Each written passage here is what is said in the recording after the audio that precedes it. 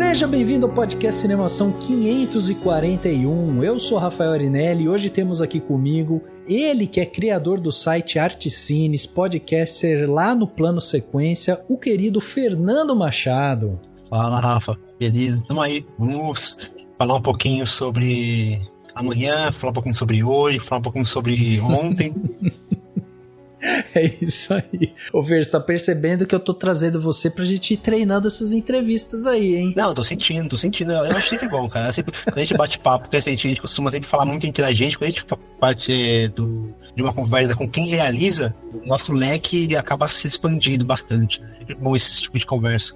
Pois é, e hoje ó, o Fer tá aqui comigo justamente para bater um papo que promete, um papo muito legal, porque hoje a gente vai conversar com um dos maiores documentaristas ativos, né, no Brasil hoje, no cinema brasileiro. Ele que coleciona mais de 90 prêmios por festivais nacionais e internacionais por obras como A Parte do Mundo Que Me Pertence, de 2017, Humberto Moura, de 2018, e que está lançando o documentário chamado Amanhã, que estará em breve aí nos cinemas, o grande Marcos Pimentel. Oi, Rafael, tudo bom? Pra estar aqui com vocês. É um prazer, Fernando. Vai ser ótimo bater esse papo com vocês.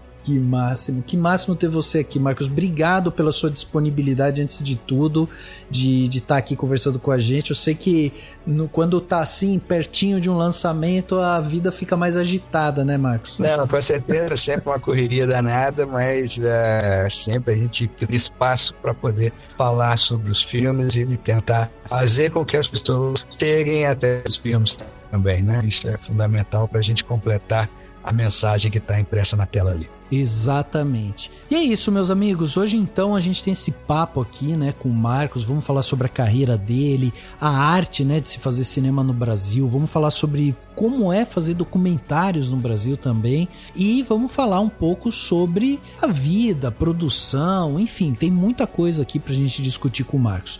Uma observação importante antes da gente começar esse papo é que o Marcos, ele tá em trânsito, né? E aí ele tá num lugar que a internet tá oscilando muito. Então pode ser, em alguns momentos desse episódio, que você sinta aí que a voz do Marcos não tá muito legal, não ficou muito boa, não conectou muito bem. É porque a gente tá tentando aqui fazer esse papo com essa oscilação aí internética. Problemas da atualidade, não é mesmo? Então eu peço para você ter um pouco de paciência, mas ouve com atenção, porque esse papo aqui, gente, vale ouro. A gente tá falando aqui com um cara que trabalha com documentário há muito tempo e que está fazendo obras sensacionais aí para o mercado brasileiro. E essa obra que ele está lançando amanhã tem muitas coisas importantes aqui que vão falar sobre produção de documentário, que vai falar também sobre o Brasil, né? O Brasil em si, a nossa visão de mundo, como que o Brasil se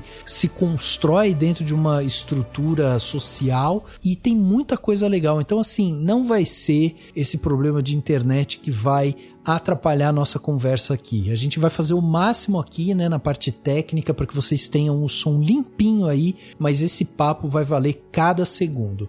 Então é isso, vamos bater esse papo aqui no segundo ato desse podcast. O Christian, né, nessa época, e a última vez que eu fui buscar ele lá na Lagoa, ele tava com essa idade, acho que 6 anos. Os caras queriam matar ele, porque ele andava de micro-ônibus, né, o ônibus, o amarelinho.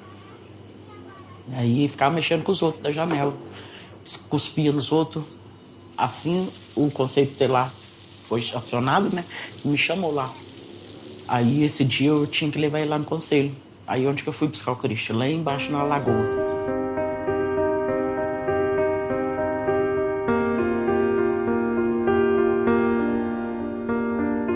Marcos, para a gente começar, eu queria que você contasse um pouco da sua trajetória, né, como documentarista, assim. Você que é um cara que já lançou tanta coisa legal, tá sempre envolvido, seus documentários têm essa coisa muito intimista, assim, e eu queria saber um pouco sobre como que você caiu nessa área dos documentários, assim. Era um sonho de criança? Como que isso chegou em você, assim? Olha, Rafael, eu, na verdade, assim, nunca tive muita ideia do que fazer da vida e sofri muito no momento de ter que escolher minha profissão, né? Não tinha a menor ideia. Eu já sabia o que eu não queria, que eu acho que já é um passo. importante, né?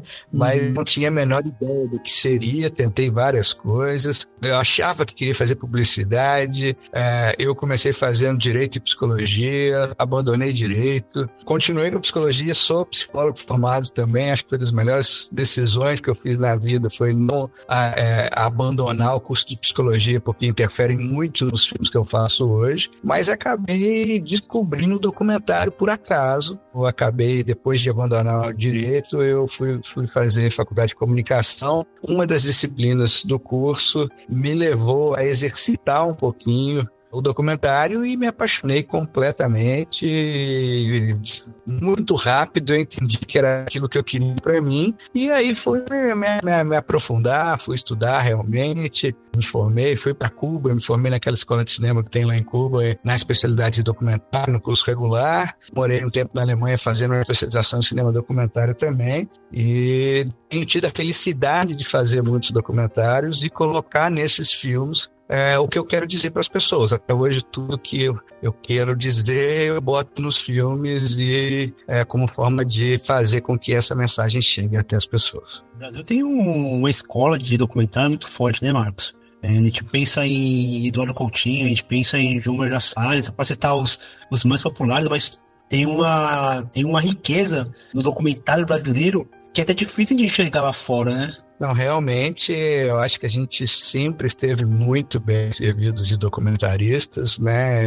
É um país que teve a felicidade de ser muito registrado por pessoas super interessantes.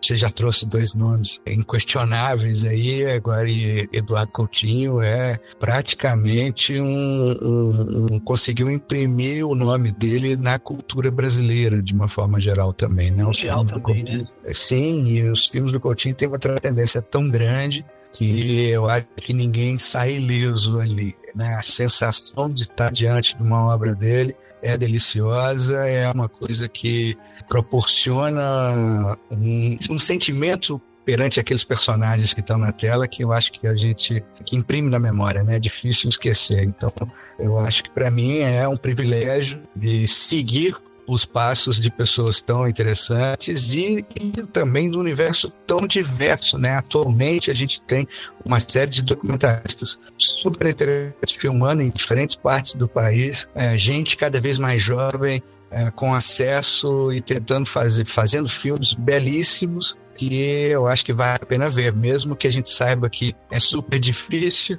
O cinema documentário sempre fica em segundo plano, perto do cinema de ficção, que pega um pedaço do bolo nos fundos relacionados à produção e espaço nas salas de cinema também, mas eu acho que a produção documental brasileira é tão vigorosa que todo mundo precisa assistir esses filmes. E tem uma coisa interessante, Marcos, que a sua parte acadêmica, né, assim, porque hoje em dia, com essa facilidade de acesso a equipamentos, o próprio celular, né, a galera usando bastante também celular para gravar, para fazer curtas e tal. E aí, quando a gente vai lá olhar a sua história, você foi para uma escola lá em Cuba, depois você foi para a Alemanha também, tudo voltado para cinema, televisão, né, a parte documental. E a primeira pergunta que me veio quando eu estava olhando isso foi, assim, por que você resolveu ir para Cuba, depois para a Alemanha? O que te levou lá? Você já tinha essa intenção de, vou para lá porque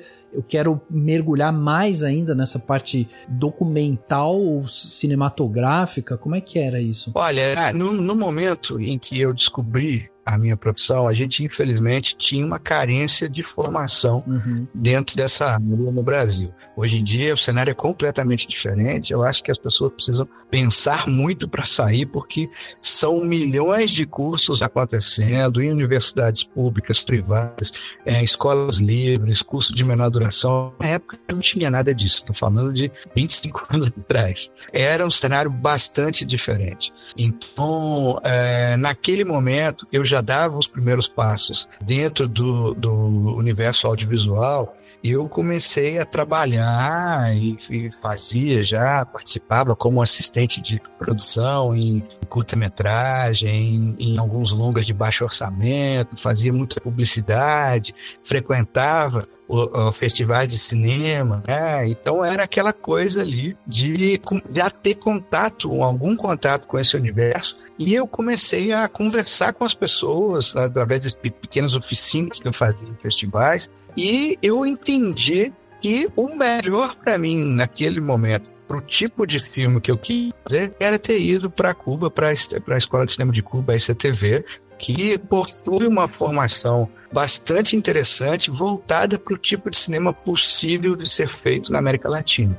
Então, é uma escola que direciona muito para uma carga autoral de cinema independente, de filme de baixo orçamento, que prepara muito bem todos os alunos que passam por lá. Então, eu senti que, para o tipo de filme que eu queria fazer, eu tinha que estar nesse lugar. Não existia no Brasil nada equivalente. E eu batalhei para ir para lá. E a partir do momento que eu estava lá, eu fui buscando me aprimorar mais, né? Eu acho que alguma coisa eu sempre gostei muito de estudar, por isso até que no Brasil eu fiz comunicação social, habilitação em rádio e televisão, me formei em psicologia também. Então eu sempre gostei e procurei me cuidar da minha formação antes de começar a fazer os filmes, né? E de constantemente estar me atualizando. Então, foi engraçado, foi curioso você citar Coutinho e João Moreira Salles. Eu também fiz cursos com eles, num momento que eles davam pequenos, eram cursos livres, né? Mas eu sou de Juiz de Fora, que é uma cidade mineira, mas muito colada no Rio de Janeiro. Está muito mais perto do Rio do que de Belo Horizonte. Então, eu me deslocava, mesmo morando em Juiz de Fora. Aquela coisa de pegar, de ir para o Rio, ficar 2 semanas fazendo curso com o Coutinho, ou de fazer, eu lembro que uma vez o João Moreira Salles deu um curso na Fundação Progresso, que era terças e quintas, durante 7 semanas. Todo dia eu pegava o ônibus, ia lá, busão para o Rio. Então eram momentos de cuidar da formação, né? Eu fiz 2 cursos com o Coutinho e 1 com o João, mas esses cursos livres, né? Que me aconteceram naquele momento. Isso aí é final da década de 90 e início dos anos 2000. Hoje existe uma democratização não só de acesso aos documentários, né? Porque se a gente pegar na Embaúba Play, tem lá, são 3 ou 4 filmes do Marcos ali disponíveis. Eu acho que até mais, né, Marcos? Na Embaúba Play, que você consegue acessar os documentários, mas não só o acesso aos documentários, mas acesso à curva. Eu fiz um curso com o João Moreira Salles, mas foi um curso online. Eu não precisei fazer todo esse trabalho que o Marcos teve e tal, mas assim, foi um curso curto, assim, mas é maravilhoso. Você tá ali ouvindo um dos maiores cineastas de todos os tempos, do documentarista ali falando pra você, é inestimável. E hoje a gente tem esse acesso, então, e eu acredito que em pouco tempo a gente vai ter uma leva de jovens cineastas, de jovens documentaristas, que talvez a gente nunca existiu. No volume que talvez exista daqui pra frente, né?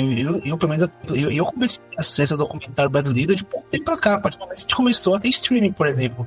Porque eu não tive a possibilidade de assistir um documentário no cinema, por exemplo. Netflix, veio de Globoplay, veio de Globoplay, veio de MUBI. E eu consegui ter acesso. E assim como eu, muitas outras pessoas, e passaram a se interessar também, né? Viram que documentário vai muito além do que as pessoas imaginam, seja um filme que parece uma reportagem.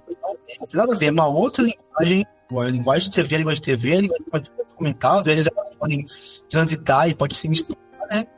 O Coutinho fazia muito essa mescla, né? de misturar uma linguagem televisiva com uma linguagem documental, mas a princípio são linguagens diferentes, né? E eu acho que o público brasileiro tem que estar começando a absorver isso e entender isso também. Com certeza, essa é outra época, o acesso é muito mais fácil. Hoje em dia você tem uma oferta de cursos absurda, né, sobre qualquer assunto, né? Você tem um monte de escolas saindo, cada vez que vem um estalo novo, agora a proliferação disso, de cursos de formação provenientes da Lei Aldir Blanc, da Paulo Gustavo, que já começa a sair os resultados agora também. Você tem um monte de pessoas ofertando curso, você tem um monte de instituições.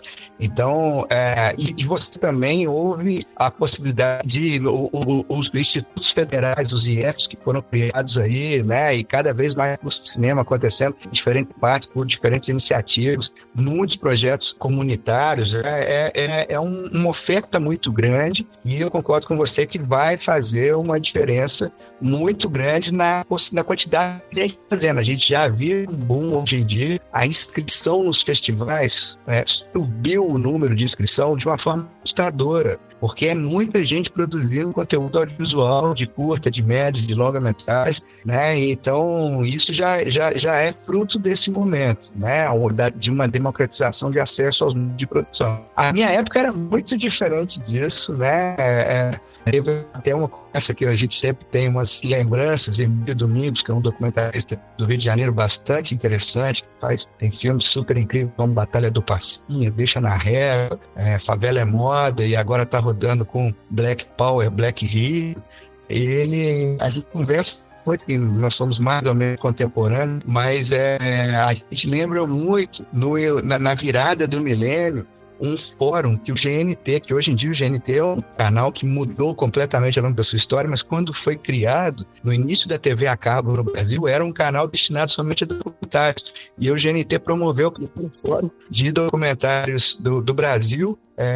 E quando criou esse fórum, a gente foi para lá, e é muito doido, porque a gente se conheceu. Quem estava na plateia ali assistindo aquelas mesas redondas são as pessoas que fazem documentário hoje em dia, já há um bom tempo, sabe? Ali estava o Emílio, estava o Simplício Neto, estava a Mari Pinheiro, estava um monte de gente ali, ávido por informação, porque não tinha esse tipo de atividade formativa acontecendo, não é? Então, depois mudou tudo, mas foi muito bom ver a gente que estava ali, os nossos primeiros passos, a gente conseguiu fazer uma quantidade grande de filmes, tá dando continuidade à nossa produção. Você perguntou, o Rafael chegou a perguntar na pergunta anterior sobre os filmes e tal. Tem tido a felicidade de fazer filmes que abordam profundamente realidades, situações e personagens, mas que também falam muito do país e do tempo que a gente vive. Né? Eu acho que tem alguns filmes como Fúria, que é de 2019, que é um filme onde eu falo sobre os embates religiosos entre neopentecostais radicais, lutando para ser as práticas de bando e candomblé dentro das comunidades, trazendo o viés do traficante evangélico, como que desequilibra as forças religiosas do humor, como Pele, que é um filme de 2021 que fala muito sobre os gritos urgentes presentes nas ruas e todas as manifestações políticas que foram acontecendo nos últimos tempos, como é que isso se reflete nos muros e na arte urbana que vestem as cidades brasileiras. E você pode assistir tudo isso no Embaúba Play, por exemplo, né? Tem ali um monte de filmes que eu fiz ali, como tem vários outros cineastas brasileiros, cinema brasileiro independente, super interessante, você tendo acesso a isso online sem sair da sua casa. É muito diferente. Agora, o grande desafio do mundo de hoje é curadoria, né? É como filtrar e encontrar as coisas, porque elas estão todas ali, dispostas, ou na internet, ou em algum lugar, mas como filtrar nessa oferta enorme, gigantesca, filmes que possam fazer diferença para os interesses de cada um. Hoje, essa é a vista da janela do meu quarto. Todos os dias, em algum momento, eu vejo o aglomerado Santa Lúcia, onde filmei as crianças em 2002, no Morro do Papagaio. A barragem Santa Lúcia fica bem embaixo do aglomerado. No início dos anos 2000, era muito comum ver os moradores dos bairros próximos se exercitarem no entorno da barragem, traçando um trajeto estranho, mas bastante significativo. A pista de caminhada é circular e acompanha a borda toda do lago. Só que eles caminhavam fazendo um circuito de meia-lua. Percorriam o lado do bairro São Bento e davam a volta quando chegavam na metade do trajeto, como se só pudessem frequentar um dos lados da barragem, o lado deles.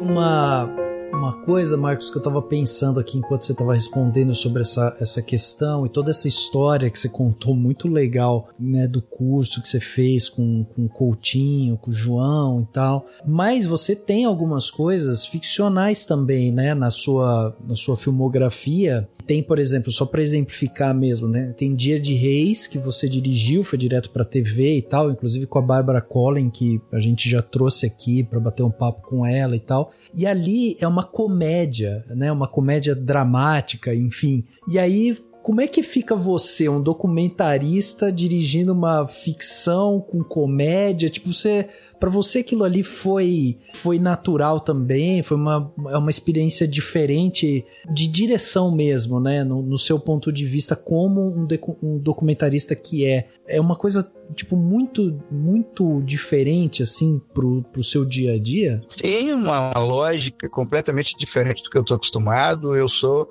um cara que vem de um cinema autoral, artesanal, de equipe muito reduzida, né? Eu estou acostumado a fazer filmes onde estou no campo ali, com 3, 4, no máximo 5 pessoas, buscando modelos de produção bastante artesanais, que eu acho que isso faz muita diferença na aproximação dos personagens e no tanto que eu consigo avançar, na profundidade que eu consigo dar para os temas que eu estou tratando ali. Mas, mesmo amando absurdamente o cinema documentário e me considerando que eu sou documentarista, eu não estou documentarista, né? Tem muita gente que começa com documentário porque é mais fácil, é mais barato ou é mais acessível para quem está dando os primeiros passos, depois faz a transposição para o cinema de ficção. Não é o meu caso. Eu sou um documentarista de alma e vou morrer assim, completamente apaixonado pelo cinema documentário, mas ainda assim eu me permiti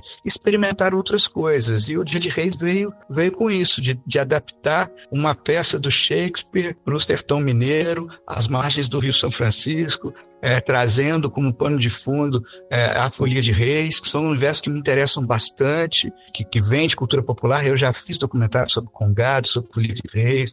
Então sou um mineiro de nascimento e de alma, então me interessa profundamente, principalmente do interior. Eu sou um cara do interior, faz muita diferença na minha constituição enquanto indivíduo, ser do interior do estado. Então para mim foi uma experiência incrível. Foi a primeira experiência no universo de ficção, um especial de fim de ano, foi exibido na Globo Minas, para o estado de Minas Gerais, e deu tanto certo que está rendendo outros frutos, sabe? Eu estou, nesse momento, finalizando o meu primeiro longa-metragem de ficção. Olha aí! Com Bárbara Collin, que é a protagonista. A nossa história começou ali. Incrível nesse filme que a gente está fazendo. Esse filme que está fazendo é O Silêncio das Ostras. A gente tá em pós-produção ainda, mas esperamos no segundo semestre ter esse filme pronto. Babi é uma atriz de águas profundas. A gente conseguiu construir uma história bastante interessante que tem como um pano de fundo a mineração, que é um tema bem complicado para nós mineiros. E aí a gente está nesse filme e está maravilhoso. Eu estou nesses dias tratando o som do filme, tratando da parte de pós-produção de som, e tá ficando incrível, estou bem satisfeito com o resultado. E já temos um outro projeto juntos depois, que está em desenvolvimento ainda, então acabou me abrindo portas para dar outros voos, experimentar outras coisas, com modelos de produção muito diferentes do que eu estou acostumado. Não considero prazeroso trabalhar com tanta gente no set, assim, né? Você precisa de engrenagens bastante complexas para cinema de ficção, principalmente para determinadas obras aí. Isso confesso para você que não me atrai tanto enquanto modo de produção. As pessoas me perguntavam muito quando que eu ia fazer um primeiro filme de ficção, como se fosse normal, um documentarista em algum momento passar para a ficção. Eu sempre falo assim, por que não pergunta para um diretor de ficção quando ele vai fazer o primeiro documentário? Porque você só está esperando que é uma via que é possível ali. E eu dizia sempre assim, olha, até hoje, tudo que eu queria dizer, o cinema documentário me possibilitou. principalmente o tipo de documentário que eu faço, que é muito aberto e que foge de uma narrativa convencional dessa ideia de documentário televisivo, que é a ideia que as pessoas têm sobre o que seria um documentário, né? Mas aí, de repente, aparecem outras vontades de falar sobre determinadas coisas que eu não consigo com um documentário. Por exemplo, esse filme de mineração, nenhuma mineradora me permite levar uma câmera dentro das instalações dela para mostrar o que eles fazem lá dentro. Então, eu tive que construir a minha própria mineradora e contar as minhas histórias, a parte das histórias que acontecem dentro desses universos. Que sensacional. Entender que documentário, ele é uma linguagem, não é uma limitação, não é o que sobra, né, o que dá pra fazer. É uma forma de contar a história e na verdade, tem situações que você só vai conseguir contar aquela história do jeito que você quer, através de documentário. Por exemplo, um filme como Amanhã, por exemplo, se fosse fazer em uma forma de longa-metragem, não teria o mesmo impacto. Não. Por exemplo, a gente pegar, Cara na Casa pra Morrer, que é talvez um dos maiores documentários da história da humanidade.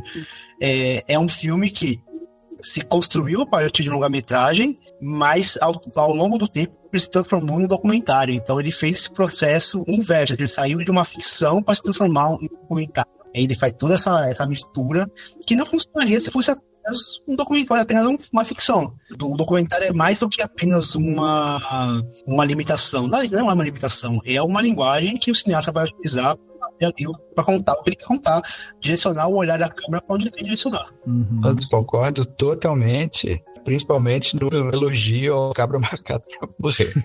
Digo que para mim todo mundo precisava ver esse filme. É verdade. E entre todas as coisas que se pode aprender com esse filme, é bom pra gente aprender o que a ditadura fez com uma única família. Exato. Sim. Uma ideia do tamanho do estrago. Quando a gente estava aqui falando sobre essa questão do documentário, você falou uma frase, Marcos, que me chamou a atenção, que você falou assim, o documentário, às vezes, ele é porta de entrada justamente porque ele é mais fácil de produzir, as equipes são menores e tal. E eu acho isso muito interessante porque a gente tem aqui muitas pessoas que ouvem a gente, que estão pensando ou em estudar cinema, ou em produzir alguma coisa e tal. E tem um olhar um pouco diferente, porque o documentarista, ele acaba observando, né, o que está acontecendo ali na frente dele. Tem uma coisa de não tentar interferir muito, porque você quer, né, deixar as pessoas falando e enfim, quer colher ali o depoimento delas, mas é óbvio que vai ter também todo o seu direcionamento depois e tal, para você contar a sua história. E aí, quando a gente fala de ficção, tem todo esse aspecto que daí vai ter. Quando a gente tá falando de direção de fotografia, vai vir luz pra caramba, aí tem os atores que você tem que dirigir e tal. Então tem vários aspectos ali diferentes. Agora, uma coisa que me chama a atenção, quando eu paro para pensar nisso, é que eu sempre falo assim, que no documentário ele traz aquela verdade do depoimento, que às vezes você tem ali um personagem que te conta uma história. Então ele pode falar, eu abri a porta e meu pai estava sentado na sala e aquilo me emocionou. E na ficção você consegue fazer exatamente a mesma cena, só que colocando os atores para fazer essa cena, com o pai sentado, o outro ator chegando e se emocionando e tal. Então às vezes você consegue contar a mesma coisa de formas diferentes, mas o seu documentário, a maneira como você faz o documentário, que tem essa questão muito pessoal, muito intimista assim, como é que é pra você como documentarista essa observação desses personagens assim? Porque eu percebi quando assisti o Amanhã, eu achei muito interessante que em vários momentos você inclusive vai falar sobre o seu lado, como um documentarista, tipo, eu tô ali, eu tô levando a minha equipe, eu tenho que ter paciência, eu tenho que esperar, eu tenho que saber que as coisas vão acontecer e tal. Isso me chamou muito a atenção assistindo, porque eu falei, cara, porque acaba sendo uma quarta história ali, porque a gente tem 3 personagens centrais e tem a sua também, do cara que quer contar essa história, né? Não, com certeza. Eu acho que assim, o que mais me fascina de fazer documental é que nada mais diferente de um documentário do que outro documentário. Você tem milhões de possibilidades, de vários estilos diferentes, de seguir várias correntes ali e de, no contato com a realidade, você começar a pensar sobre quais são as melhores estratégias de abordagem e quais ferramentas narrativas você vai lançar a mão para contar aquilo. E também acho fantástico desse jogo de negociação constante entre os dois lados da câmera, o lado que está atrás e o lado que está na frente. Porque eu acho que assim, a gente não pode ser ingênuo de achar que você está registrando a realidade nua e crua ali. Né? O filme acontece na interseção entre o que você quer mostrar daquele personagem, daquela realidade, e como aquele personagem e aquela realidade decide se apresentar para você também. Né? As pessoas têm consciência de que elas são parte de uma narrativa audiovisual, de uma narrativa midiática que está sendo construída ali. Por isso que tem gente que fala assim, eu tenho dificuldade de chamar a pessoa de personagem. Então, é personagem, a pessoa atuando ali da forma como ela decide, da mesma forma como quando você está você vai buscar um psicanalista ou um terapeuta para fazer um acompanhamento, a pessoa chega ali e ela mente muito, mas ao mentir, ela apresenta ela dá pistas, através dos caminhos que ela optou, ela dá pistas sobre a essência dela e quais são os conflitos que ela está levando dentro, sabe? Então, eu acho que tem muito disso nesse contato com a realidade. E amanhã foi fantástico, e eu fui de peito aberto, numa história que eu apostei nessa história por 20 anos, né? Eu registrei esses meninos, essas crianças, em 2002, e coincide com o momento em que eu mudo para morar de vez em Belo Horizonte, né, uma cidade que eu sempre frequentei, sempre tive parente, e quando eu resolvo ir morar em Belo Horizonte, eu chego lá e começo a frequentar os espaços da cidade, começo a me permitir me perder pela cidade para poder conhecê-la realmente, e aí eu encontro lá a Barragem Santa Lúcia, que é desses bairros onde mostra o abismo social escancarado das grandes cidades brasileiras, né? Tem ali um lago artificial, uma pista de caminhada, e um parquinho, uns campinhos de futebol, e ali você coloca de um lado uma favela e de outro lado um bairro de classe média alta. E aí eu ia frequentar esse lugar, pessoas do bairro rico começavam a fazer caminhada, e apesar do lago ser circular, as pessoas faziam caminhada em meia-lua. Quando chegava na metade do trajeto, elas davam uma volta. Como se fosse impossível passar para o lado de lá. E da mesma forma, as pessoas que moravam na favela desciam e ficavam na base do morro ali, nos bares, no campinho de futebol. Ou seja, não havia um diálogo entre os dois lados. Era como se existisse uma linha invisível que partisse aquela... E aquilo me parecia um apartheid em plena virada de milênio no Brasil, sabe? Eu falei, eu resolvo pegar as crianças, porque criança não tem preconceito, é a sociedade, somos nós que projetamos isso nas crianças, né? Então, elas chegam ali, um pode passar o fim de semana na casa de um, outro pode passar o final de semana na casa do outro, o pau quebra, eles dão muito bem, um some, entra a irmã dele para ocupar o espaço para não acabar com o dispositivo, e eles dão muito, depois ele aparece e os três ficam super amigos e prometem que vão ser amigos a vida toda. E aí eu espero o tempo passar, eu aposto no tempo, porque o tempo haja sobre esses personagens, haja sobre a paisagem que eles habitam, a casa de cada um, né? E volto um tempo depois para ver o que aconteceu, né? Foram encontros tão fortes. Aqui, aquelas crianças nunca saíram de mim. E a pergunta que o Christian faz no último dia de filmagem, ele chega para mim, eu tava fazendo no momento eu estava com a imagem, né? Então ele olha para a câmera, olhando para mim, e ele fala assim: vocês vão voltar amanhã, hein? Vão voltar? E eu já sabia que aquilo era... eu me propus passar 2 finais de semana filmando com eles. E aí, essa pergunta dele fica me acompanhando ao longo dos anos. Olha a responsabilidade que nós, documentaristas, temos de chegar, registrar, bagunçar a vida das pessoas, construir um filme com elas e tem que ir embora, né? Seguir a vida é muito louco. As pessoas criam-se uma expectativa ali, né?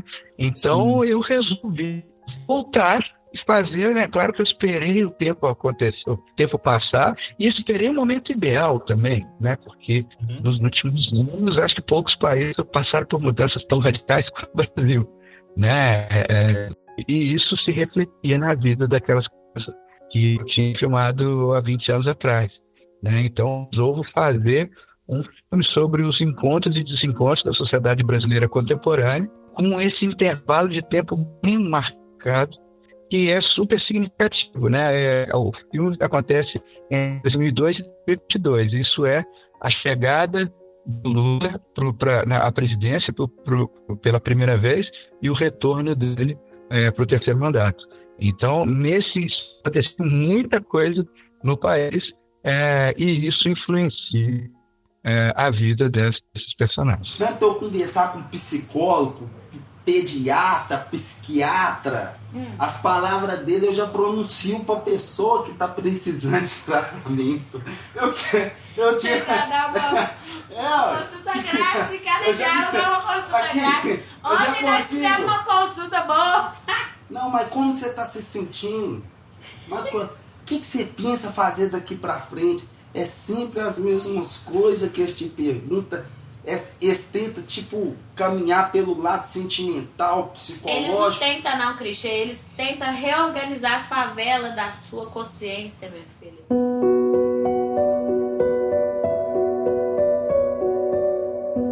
E o tempo acaba se tornando uma personagem também, né? Você expõe esse dispositivo, logo do início a gente já entende, né? Você deixa claro esse dispositivo do tempo, de você retornar àquele ambiente depois de um tempo. Então, a sua voz está ali presente. Na verdade, eu acho muito respeitoso a forma como você intervém na história, porque é uma intervenção muito sutil, muito mínima, porque o que brilha ali, na verdade, são os personagens que você conseguiu capturar ali, né? Então, essa sua... Eu achei muito bonito, Marcos, quando você apresenta esse personagem, mas você nunca se coloca à frente dele, você nunca se coloca um condutor do que eles estão falando. A gente entende que existe todo um trabalho de direção ali, mas não é um trabalho de estar guiando os personagens. Eles estão livres, tanto que você deixa muito claro, eles fogem, isso deixa esses personagens muito mais interessantes e muito mais vivos. E a sua companhia, e quando você apenas complementa o dispositivo, expondo as dificuldades, expondo o tempo que se passou, qual que eram os objetivos, esse olhar com os personagens, para mim é uma das coisas que mais me encanta nesse filme, o carinho que você teve por essas crianças. Essas crianças, depois que elas cresceram, que se respeitem por eles. Que bom que isso imprimiu para você, que tem um profundo respeito por todos eles. E tentei ser, como sempre tento, não somente nesse filme, mas em todos os outros, ser o mais sincero possível. É a primeira vez que eu exponho minha voz no filme, a primeira vez que eu me exponho desse jeito e tratei de colocar ali tudo que não foi filmado, né? Todos os episódios que eu presenciei, mas que a gente não filmou, ou os encontros que aconteceram ao longo desse intervalo de 20 anos e também durante as filmagens, e também todas essas minhas seguranças ao realizar esse filme. Isso, como vocês falaram antes, que eu chego a ser personagem também, né? Eu vou refletindo o tempo todo sobre o que está acontecendo com a feitura do filme e sobre as reverberações que as mudanças políticas e sociais enfrentadas pelo Brasil impactaram nesse processo também, né? E vou colocando ali todos os meus medos e angústias de achar que não ia concluir o filme, que não tinha material suficiente, achar que o projeto não comportava tantas ausências, assim, e refletir também sobre o processo de feitura do filme, porque eu pensava muito, eu falei assim, gente, tudo que eu não quero é voltar a filmar da mesma forma. Olha como é que o Brasil mudou, o mundo mudou, a forma de se fazer filme mudou, eu vou filmar da mesma forma que eu tinha filmado 20 anos atrás, sabe? Para mim era muito importante dar decisão para os personagens, né? Então, discutir tudo com eles ali, expor como a minha equipe mudou. A equipe que foi comigo há 20 anos atrás era radicalmente diferente da equipe que foi comigo agora. Todas essas mudanças experimentadas pelo Brasil e pelo mundo possibilitaram isso. Isso que a gente está falando, da quantidade de cursos abrindo, a democratização de acesso aos meios de produção. Antes, fazer cinema, há muitos anos atrás, era uma coisa muito mais elitizada. Hoje em dia, felizmente, não é. Então, eu consigo comprar uma equipe com a galera quebrada, que mora no mesmo local ali. E isso é fantástico, porque são outras preocupações, é outro olhar, né? É outra forma de abordar aquela realidade. né? Eu tô trabalhando com gente que tem quase a mesma idade dos personagens e que conhecia Christian do Morro, sabe? Gente que o Christian fez travessuras que ele aprontou pra cima do morro lá, com todas aquelas pessoas que estão trabalhando comigo ali. A Bia, que é fotógrafa do filme, falou assim: esse menino já me cuspiu. Fica ônibus municipal que frequenta, né, circula pelas ruas do morro ali, né? Ele ia da janela cuspindo em todo mundo. O moleque era terrível. Quando ele tinha 6 anos de idade, ela falou assim: eu não sei que esse menino me cuspiu. Era assim. E ela tá ali construindo o filme junto, né?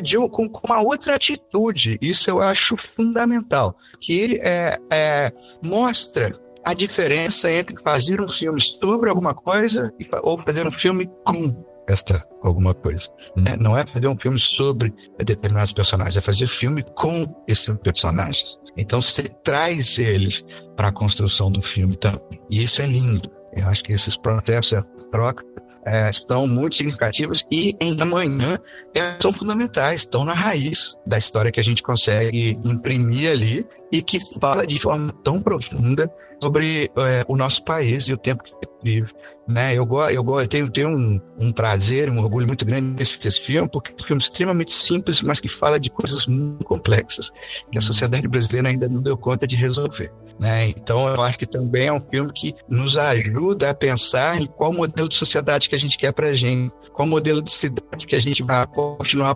São essas cidades partidas que servem para todos. Olha a mudança, como o filme mostra esse universo completamente diferente, né? Então acho que o filme, com os espectadores, há muitas reflexões. Tomara que a gente, entrando nos cinemas agora, como a gente vai estrear em 29 de fevereiro, a partir de 29 de fevereiro, muita gente consiga ter contato para refletir sobre essas questões. Só para deixar claro, porque o áudio aqui, né, do Marcos às vezes dá essas osciladas e tal, então só para deixar claro para quem de repente não conseguiu pegar tudo que ele falou, só para explicar realmente que o que ele tá dizendo aqui é que basicamente esse filme Amanhã, ele é um filme focado nessa transição entre uma criança de classe média alta que vai até o morro ali, né, conviver com algumas crianças, e aí o Marcos, lá em 2002, pega uma criança do morro e traz para classe média alta para ela conviver. Então fazer essa brincadeira, essa transição dessas experiências. E até como o Marcos falou antes, é uma experiência muito interessante porque a gente está falando de crianças que não têm essa visão viciada ou que tem preconceitos e tudo mais que a gente carrega ao longo da nossa sociedade. E nesse ponto é importante da gente ressaltar isso que o Marcos está falando aqui, que é essa diferença de produção, porque quando o Marcos faz a filmagem lá em 2002, ele sobe no morro com uma equipe lá de 4 pessoas, isso é dito inclusive no filme, que ele é uma equipe, né, muito mais formal e tal, de pessoas que trabalhavam com audiovisual, e o Marcos vai lá, faz as filmagens e tudo mais. A fotografia já é linda naquele período e tal. E aí, 20 anos depois, em 2022, o Marcos também sobe ao morro, só que dessa vez ele vai com metade da equipe que é do próprio morro. E é isso que ele ressalta aqui, né? Então, é isso que é interessante de ver, porque daí ele começa a traduzir muito mais também essa visão das pessoas que ali vivem. Então, quando tem um relato de uma moça que trabalha com o Marcos, que tá na equipe técnica e que fala, pô, eu conheço esse cara, que é o Christian, né? O personagem Christian, que é um menino que mora ali no morro e tal, e que o Marcos tá acompanhando, né, o desenvolvimento da sua família. Quando ela olha pra ele e fala, pô, esse menino aqui na minha infância me cuspia, porque o menino pegava uma minivan que rodava ali e da janela ele ficava cuspindo nas pessoas, né? Então era um menino que aprontava muito. E aí ela conhece. Então até isso, esse contato com o personagem principal, de você trazer de alguma forma, retratar isso de uma forma muito carinhosa, é importante para esse linguajar. Então só para deixar claro mesmo, porque às vezes pode ficar confuso, né, por conta dos cortes e tal. Então só para vocês entenderem. Agora, Marcos, me corrija aqui se eu tiver errado, mas quando eu fui olhar a sua filmografia, me chamou a atenção também o fato de quando a gente vai olhar lá Fé e Fúria, Os Ossos da Saudade, Pele, né? Você tem uma linha que, apesar de serem assuntos diferentes assim, mas tem uma linha meio guia para você que é quase uma linha de falar um pouco sobre essa opressão social que existe invisível e que muitas vezes a gente sofre e não racionaliza ela tá ali e isso acontece. Aqui em Amanhã, eu acho que ele, por ele ter esse tom mais íntimo, né, porque a gente tá acompanhando esses personagens e tá entendendo e entrando na casa deles e vendo eles desde pequenos, agora, o que eles querem fazer, o que eles sonham em fazer e tal, essa opressão social, ela fica mais palpável, assim.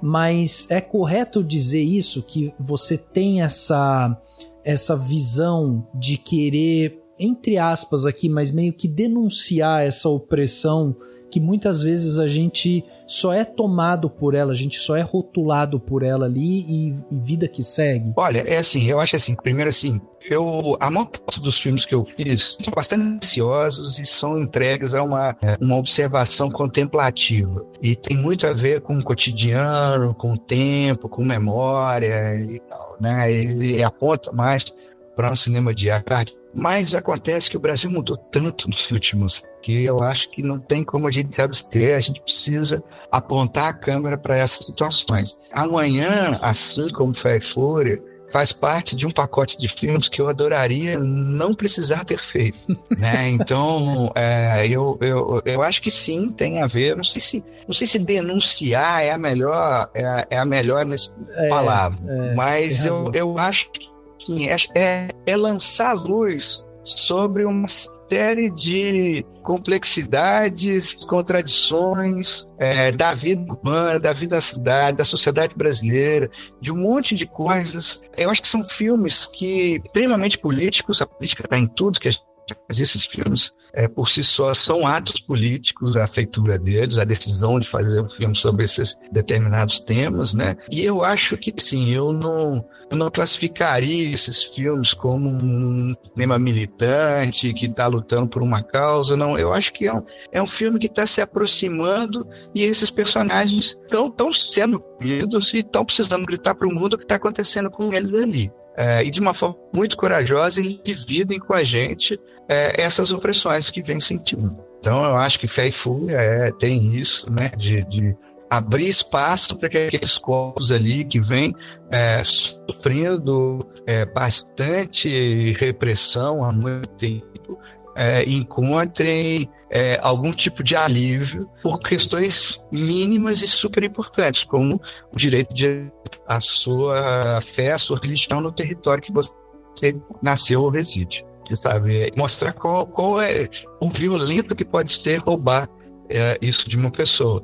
E agora o Amanhã eu acho que vem também com um filme bastante terno, né, que se entrega para olhar para as crianças e que vê como que o tempo agiu com eles e como que eles vão tentando se encontrar e sobreviver e, sobretudo, resistir. Uma coisa que foi muito importante para mim foi, ao longo da feitura do filme, mesmo com várias coisas acontecendo que a gente não tem controle, a gente não desistir nunca de abrir a possibilidade de registrar as coisas que eles queriam que registrar, que tem a ver com os sonhos e desejos deles, né? Eles queriam muito seguir algumas buscas, fazer algumas coisas, e independente do que acontecesse no filme, que eu não vou contar para não ter spoiler, porque as pessoas precisam ver o que vai acontecer ali, mas mesmo se der tudo errado, mesmo se algumas vontades naufragarem, a gente precisa continuar postando na busca deles e abrindo espaço para essas buscas. Eu acho isso fundamental. Não somente na feitura do filme, mas nas nossas relações com as pessoas que a gente troca no dia a dia também. Nós não temos grandeza para mostrar além da nossa humildade. Nós não temos, meu curso tal, fiz isso, grandes coisas, entendeu? Nós não fizemos grandes coisas ao ver da população, né? São as pessoas que têm ensino fundamental incompleto e coisa e tal. Mas a nossa essência cresceu a cada dia. A nossa essência tem crescido a cada dia.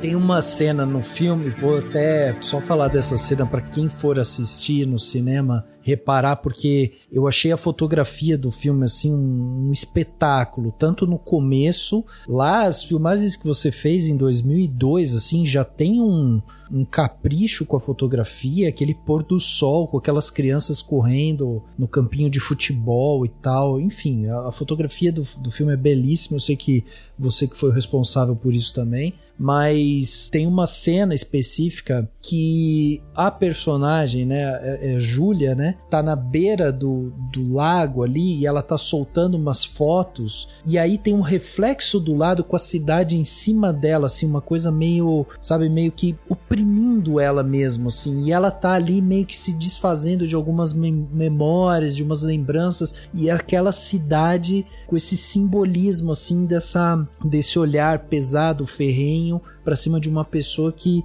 há tanto tempo sofre, né, com essa estrutura social. E eu achei aquilo de uma poesia tão bonita, assim, da gente ver, e ainda tem toda a parte da locução, ela falando sobre aquilo e tudo mais. É lindo, assim, é lindo da gente ver isso, esses simbolismos. E são coisas que, como você falou, você tava ali observando, mas aí entra o talento do documentarista, que é saber posicionar a câmera no lugar certo também, né, Marcos? Eu acho que tem, e eu acho que o tempo todo, eu acho que é isso, da gente pensar em como filmar esses corpos por esses espaços, né, e como se entregar. Eu adoro o documentário por a gente todo dia voltar para casa com um filme que a gente não concebeu, sabe? Essa coisa de ser vivo e da gente ter que ficar o tempo todo ali moldando, esculpindo, né?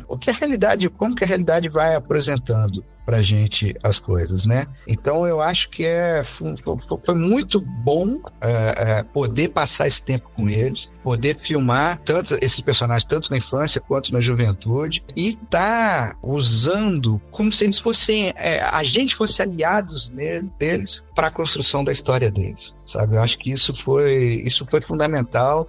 Se tem uma coisa que eu gostei desse filme, olha, que é um filme que para mim foi muito importante ter feito, porque eu fujo sempre de verdades absolutas e não sou um cara que gosta de tantas certezas assim, mas talvez tenha sido o filme que mais tenha me ensinado sobre o que é ser documentarista e o que é fazer um filme documentário, sabe? Porque o tempo todo você é um filme que te coloca à prova uma série de questões e de dinâmicas que você precisa exercitar quando você está realizando um filme documentário, né? Eu dou aula há muitos anos, desde 2009, eu dou aula lá em Cuba, na escola de cinema onde eu me formei, desde 2017 eu dou aula numa outra escola de cinema na República Dominicana, e eu falo muito sobre isso com os meus alunos. Eu acho que a gente tem uma responsabilidade muito grande ao estar tratando de personagens de carne e osso, né? E a gente precisa pensar muito nessa responsabilidade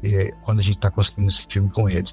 E amanhã é um filme que me deixa muito tranquilo e se imprime tanto no filme aí que eles ficaram bastante satisfeitos com o resultado. E é muito legal porque a própria Júlia, em certo momento, ela fala que o filme não é sobre ela, não é sobre o Christian, não é sobre o Zé Tomás, ele é um filme sobre a sociedade onde eles são coadjuvantes daquilo, né? E eu achei isso de uma clareza e ao mesmo tempo de uma humildade, assim, mas eu ainda acrescentaria que para mim o Amanhã também é um filme sobre o poder das imagens.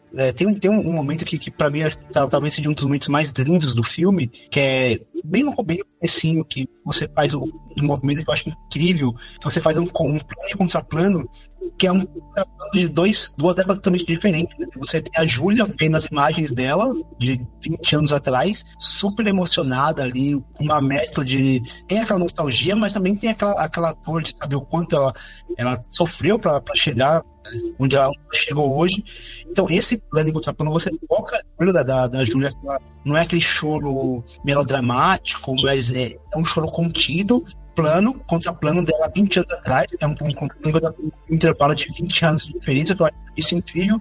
E quando eram criança, aquelas imagens que ela estava vendo ganha uma outra conotação, ganha um outro peso. aquelas imagens, não tem registro daquilo. E é tão incrível a gente pensar nisso, né? De existir 20 anos atrás, pessoas que não tinham registro da própria infância. É de um poder muito grande.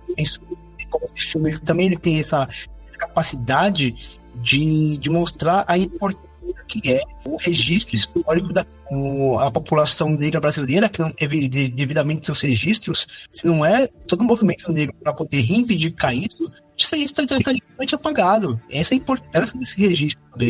Isso aumentou a minha responsabilidade quando eu descobri que o único registro que eles tinham de infância era aquilo que eu tinha registrado e guardado ali, era um pequeno bloquinho de fotos que ficou guardado na minha casa, nas muitas casas que eu tive ao longo do tempo, que eu mudei bastante. E nas fitas que a gente tinha filmado ali, para mim, eu me arrepiei completamente, sabe? Eu falei assim, olha o tamanho da nossa responsabilidade, né? Não tem como, a gente precisa muito pensar no que a gente está fazendo, sabe?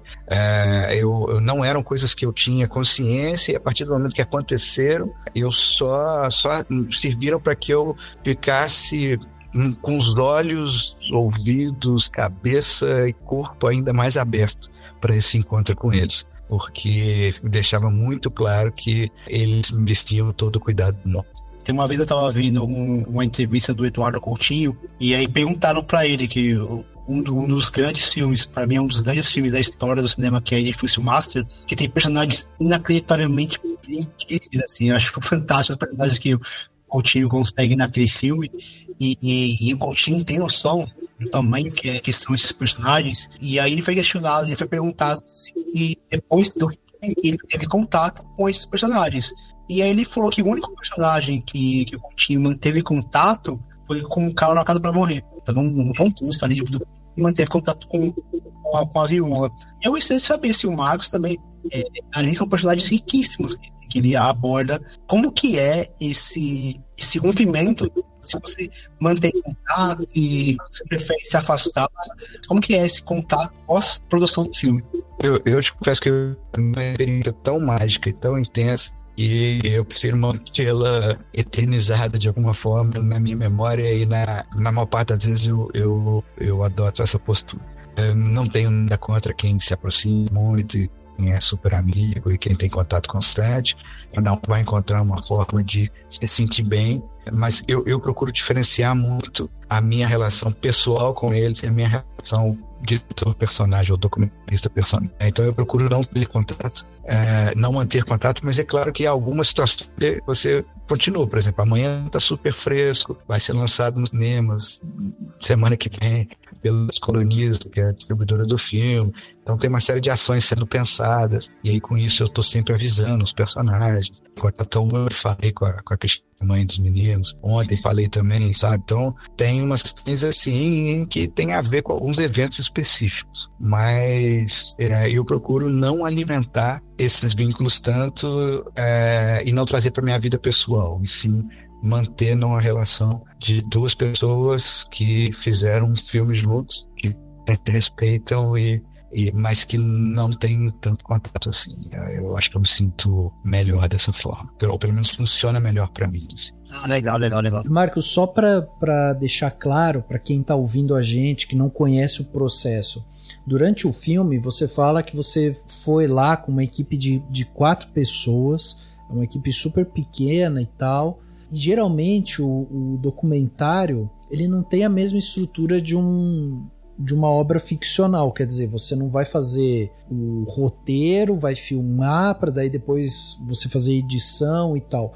O documentário ele tem um quê de imprevisibilidade grande, porque por mais que você faça o seu plano de filmagem, às vezes as coisas acontecem, e eu achei muito interessante por isso também. O Amanhã, eu acho que ele tem um quê assim de professoral também, para quem quiser entender um pouco mais sobre a mecânica, né, de se fazer um documentário, porque tem um momento no Amanhã que você fala assim, nossa, meu telefone começou a tocar de madrugada, achei que poderia ter acontecido alguma coisa e tal. Não, era o Christian que estava voltando, então eu tinha um plano que era filmar outra coisa, mas aí você muda aquele plano para você ir lá correr e conseguir filmar esse outro personagem que já era tão importante dentro dessa sua narrativa. Então, essa dinâmica de coisas imprevisíveis assim, também é um pouco do que te encanta nessa produção documental, assim? Sim, com certeza. Eu acho que é fantástico essa questão de incorporar os imprevistos e improvisos ao que está acontecendo ali. Me encanta todos os dias voltar para casa com um filme que eu não concebi, por mais que haja um planejamento prévio e todo um exercício de imaginação sobre caminhos possíveis, estratégias de abordagem e muitas decisões estéticas que você toma na hora ali. O contato com a realidade subverte tudo isso. Na maior parte das vezes te mostra um filme muito melhor do que você pudesse inventar, sabe? Eu acho isso incrível. Eu gosto dessa sensação de ter que mudar o plano no meio do caminho todo, sabe? Isso me atrai muito. Agora, por outro lado, em casos extremos, como aconteceu nesse filme, isso coloca em risco até a realização do próprio filme, né? Por isso eu opto por dividir com os espectadores muitos dos meus medos ali, das minhas fragilidades, da fragilidade do processo, que dialogando com a vulnerabilidade dos personagens que eu estava acompanhando também, né? Então, mas isso com certeza tem muito a ver. Eu acho que o grande tesão para mim fazer documentário é com isso, da gente não conseguir controlar as coisas. Eu acho fantástico. São coisas que eu não almejo, estou fazendo filme nem para a vida. Não, e isso que você falou, eu acho interessante, essa questão da vulnerabilidade, porque acontece também uma certa vulnerabilidade com você como cineasta, né? Porque você é um observador daquilo, você tá ali, você, tudo bem, tem uma influência, como você mesmo falou, assim, eu tô ali com a câmera e é um personagem porque ele não tá agindo naturalmente, porque tem uma câmera apontada para ele o tempo todo e a pessoa muda e faz parte e tal. Enquanto você estava falando isso, eu lembrei que eu fui fazer a produção uma vez de um vídeo comercial e a gente foi colher alguns depoimentos de algumas pessoas. E aí, em um determinado momento, e era bem aquela coisa bem comercial, então uma pessoa sentadinha no sofá, luzes, e ela falando o depoimento dela. E aí, em um determinado momento, a pessoa se emocionou e começou a assim, os olhos ficar marejados e tal. E eu que tava fazendo a entrevista, eu não apareci, eu só fazia as perguntas ali. E nisso, de eu estar fazendo as perguntas, eu ver que a pessoa tava se emocionando, eu na hora, fazendo a entrevista, eu peguei e falei pra ela assim, isso, tudo bem, isso. Depois eu falei, cara, que coisa ridícula, eu estimulando a pessoa a chorar. Então, essa questão de você ser só um observador mostra um pouco também da sua própria vulnerabilidade, né, Marcos? Porque você também não pode, tem coisa ali que você não pode interferir também, né? Sim, com certeza. Eu acho que tem isso. Acho que a gente tem que pensar muito sobre os limites. Eu acho que o fantástico do documentário é não ter regra. Você não vai aprender isso em nenhum livro, em nenhuma cartilha, em nenhum manual de como dirigir uma sequência com personagens reais, né? Até onde ir, como se comportar, o que propor, o que não propor, que tipo de pergunta fazer, em quais condições, você não vai encontrar. Isso é um instinto que vai te dizer, e a sua negociação com os seus valores, com sua crença, com coisas que você acredita, com a sua consciência, com a sua ética, né? Então, eu acho fantástico porque é um processo vivo. Tem muito a ver com o processo de escultura, né? De você ir moldando a história à medida que o filme vai acontecendo. Isso me fascina.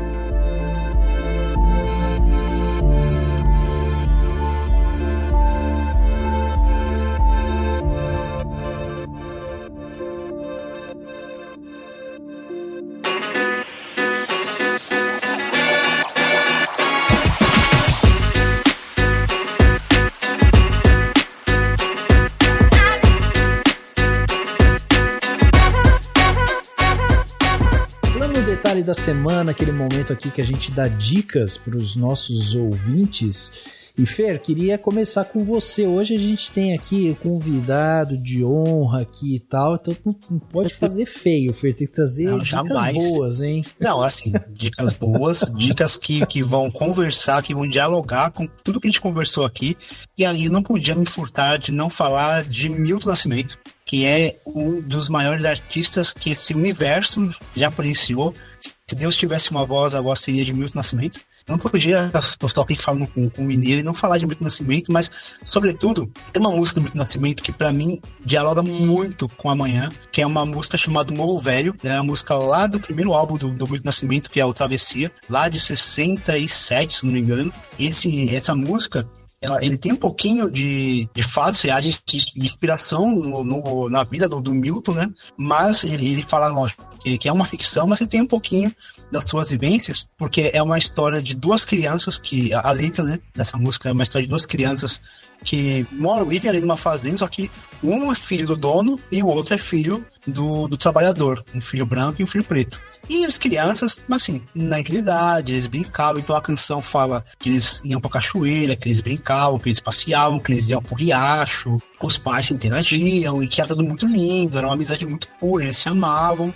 E aí a música ela vai se desenvolvendo e as crianças elas vão crescendo. E aí o filho do senhor, ele vai para a cidade para estudar. E aí a magia dessa música é exatamente nesse momento do reencontro, porque eles vão para estudar e quando eles voltam, e aí o Milton Nascimento ele canta, né, que esse filho branco ele volta, que ele já volta com sim a moça, que agora ele já tem nome de doutor, então provavelmente ele já deve ter, ele já se referia como nome e sobrenome, nome de doutor, já fala ali que agora ele que vai mandar na fazenda, e aí o final da música, no final da música ele fala, e o seu velho camarada já não brinca mais, trabalha. Ou seja, aquela pessoa que brincava com ele na fazenda dele, hoje trabalha para ele naquela fazenda, mesmo ele não vivenciando aquilo. Ele foi para fora para estudar e voltou como dono daquele lugar. Caraca. E assim, cara, essa música assim, é inacreditável, inacreditável. O que o Milton canta nessa música, voz e violão, uma coisa fantástica, assim, e eu acho que de alguma forma acaba conversando muito e até acaba trazendo uma das coisas que acabam, em motivos, não acontecendo no filme, né? Mas, assim, eu fiquei pensando nessa música o tempo inteiro enquanto eu via o filme. E depois que eu vi o filme, eu acabei tendo que ouvir essa música umas 500 vezes. Com certeza no final do ano vai estar no meu Spotify que eu estourei a corda de Morro Velho. Mas, assim, vale a pena. Não só essa música Morro Velho, mas todo o álbum do Milton Nascimento, o Travessia de 67, é uma grande obra-prima. Acho que toda a obra do Milton mas esse primeiro álbum dele é de algo fantástico, assim. E acho que vale a pena a gente fazer essa reabilitação dupla, né? Tem um filme e depois ouve a música, ou vice-versa também, que acho que vale a pena. Acho que as duas coisas se conversam. Cara, sensacional. Adorei, Fer, essa dica. Vou colocar aqui no meu Spotify também pra eu poder ouvir. Muito bom. Marcos, e você? Estamos aqui com o nosso bloquinho a mãos aqui, porque quando vem cara como você, com toda essa história, a gente fica aqui só querendo... O papo já é por si só uma aula, mas aí a gente quer mais dicas, a gente extrai o máximo que a gente pode do convidado. Vamos lá, eu acho que não tenho outra coisa para recomendar a não ser assistir ao filme Mato Seco em Chamas, de Adirley Queiroz e Joana Pimenta. Eu não tenho dúvidas nenhuma de que a gente está diante de um novo marco no cinema brasileiro. Esse filme é de 2023, trata de uma grande fabulação dessa forma incrível que o Adirley tem de construir os filmes na Ceilândia, nas adjacências da Ceilândia ali. Ele e Joana vão para lá e passam muito com determinados personagens, construindo uma história onde um grupo de mulheres, de amigas, descobre petróleo na Ceilândia e isso acaba mudando a dinâmica do local e da forma como a população se relaciona com elas. O filme que revela um monte de violências que acontecem nas periferias brasileiras e a forma como essas mulheres empoderam seus corpos e suas atividades de trabalho para conseguir subverter isso.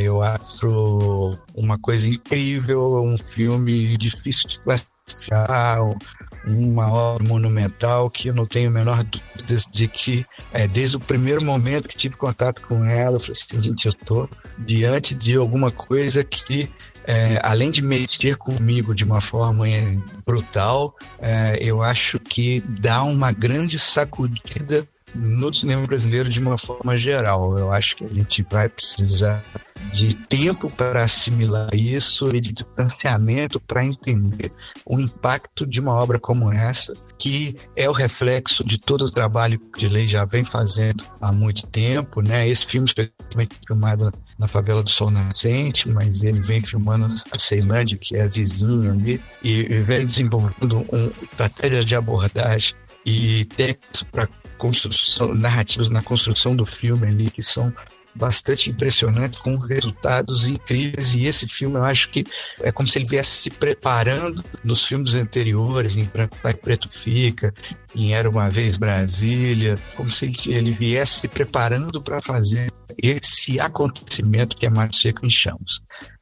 Assistam, porque eu acho que as periferias brasileiras encontrar uma outra forma de representação depois do cinema do Dilei, principalmente desse filme. Cara, que sensacional.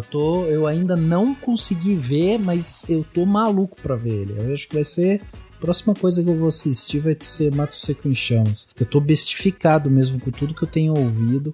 Demais, demais. E só por curiosidade, Marcos, essa dica que o Fernando trouxe pra gente do Milton, vale você pedir pra assessoria mandar uma copiazinha do Amanhã lá pro Milton, hein? Você sabe que ele mora na cidade onde eu nasci, né? Ele mora em Juiz de Fora já há muitos anos, mas não tenho nenhum tipo de proximidade. Infelizmente, volto a Juiz de Fora com muito menos frequência do que gostaria.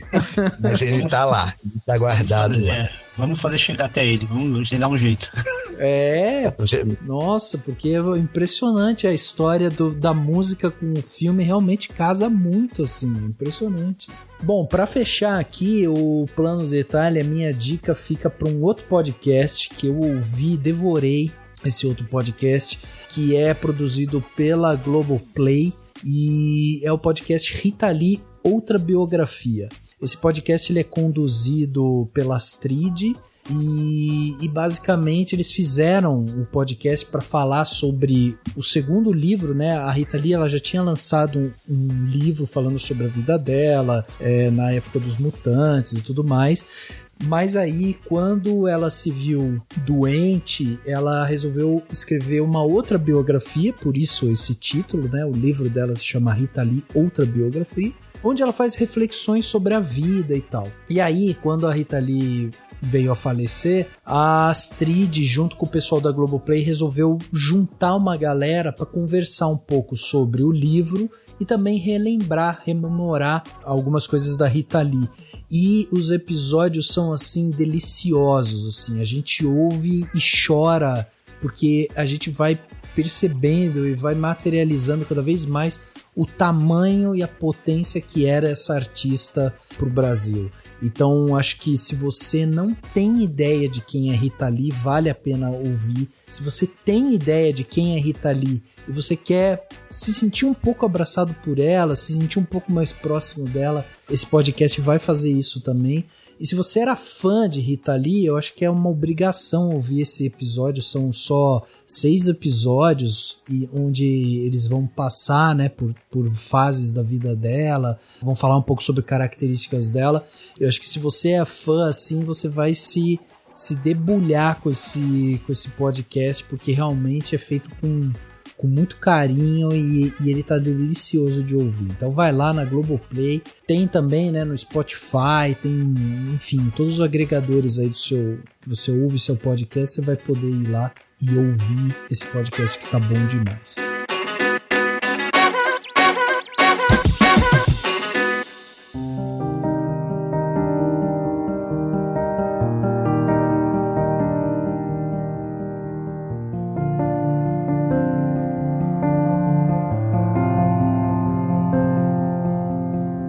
Isso, gente, chegando aqui no final desse podcast Cinemação 451, tivemos esse papo sensacional aqui com o Marcos, né, que veio aqui, cedeu o seu tempo e tá aqui com a gente, Marcos Pimentel. Como eu falei, um dos documentaristas mais ativos que nós temos aqui na atualidade no cinema brasileiro. A gente tem que louvar esse cara que está aqui fazendo documentários tão potentes, tão impressionantes assim, preparem aí para ir ao cinema assistir amanhã, que tá chegando agora no final de fevereiro. E Marcos, eu só tenho que agradecer você mais uma vez pela sua presença aqui e pedir para, se você tiver, enfim, site, rede social, alguma coisa, né, de divulgação do amanhã, como que as pessoas fazem para acompanhar os seus trabalhos, onde que elas te encontram? Olha, eu acho que a melhor forma de acompanhar o amanhã é no site da Descoloniza Filmes, que é a distribuidora do filme, tem uma série de postagens lá, achar trailer, história dos personagens e as informações.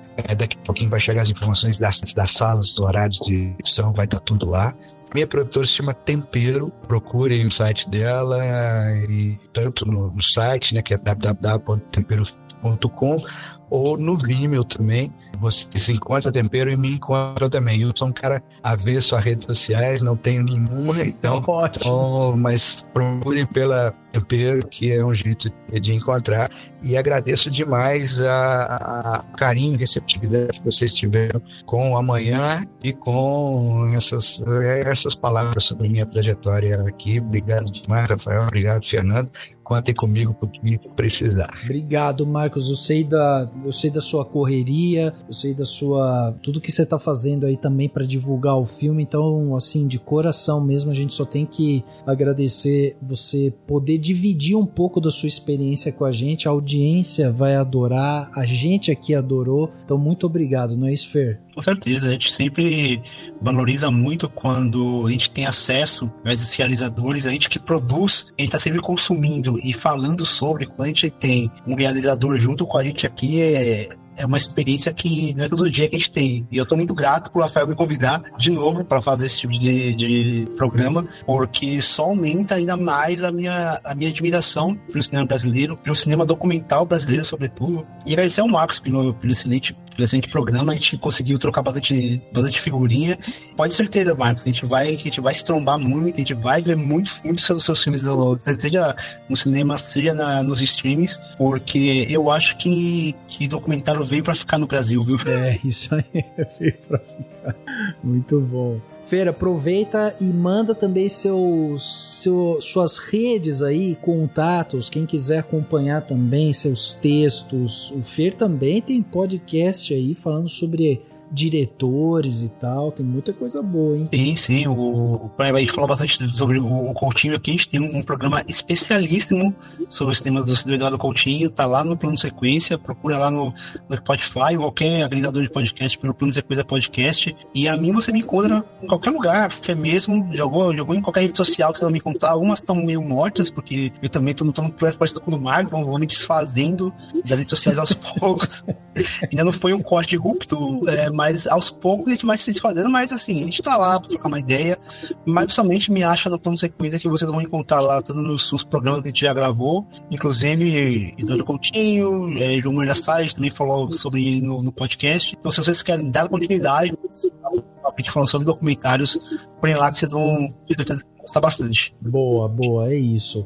Lembrando, né, se você gostou desse episódio, você quiser ajudar aí na discussão, mandando suas perguntas também aqui pra gente, críticas, elogios, enfim, você pode mandar seu comentário para as nossas redes sociais, sempre procurando por Cinemação, ou através do nosso e-mail contato@cinemação.com. Além disso, lembre-se de seguir a gente no Spotify e na Apple Podcast, curtir no Deezer, se inscrever no Castbox, para que você possa receber aí todos os nossos episódios assim que eles saírem. E fica o convite para você se tornar um apoiador do Cinemação com o valor de um cafezinho. Você já ajuda demais a gente aqui e ainda leva para casa presentes exclusivos do Cinemação no fim do ano. O link para se tornar um apoiador vai estar no post desse podcast. O podcast Cinemação 541 fica por aqui e a gente se vê no próximo.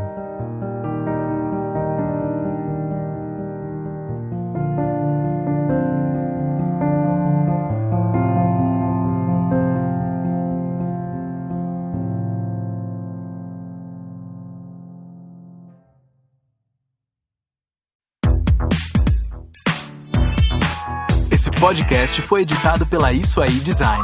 Tudo isso é forma com função. É design estratégico. É isso aí.